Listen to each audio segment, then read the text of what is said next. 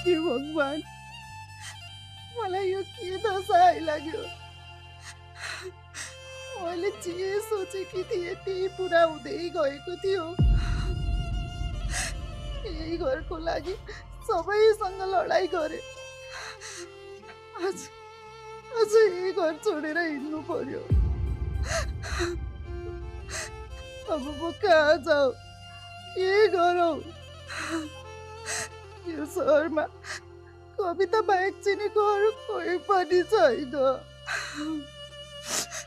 मलाई यत्रो आपत पर्दा साथ दिने कोही भएन।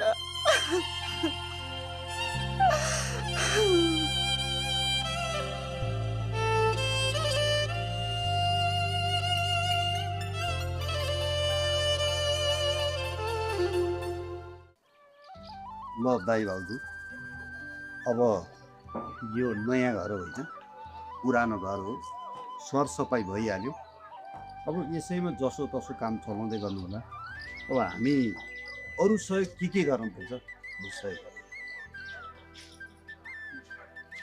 भाइ भाउजू, अब मेरो अनुरोध के छ भने तपाईँहरू मिलेर बस्दिनु होला। यो पुरानो पुस्ताको चिनो नयाँ पुस्तालाई हस्तान्तरण गर्नुपर्छ। तपाईँहरू भित्र जान सक्नुहुन्छ। धन्यवाद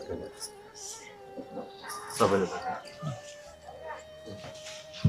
खबरदार,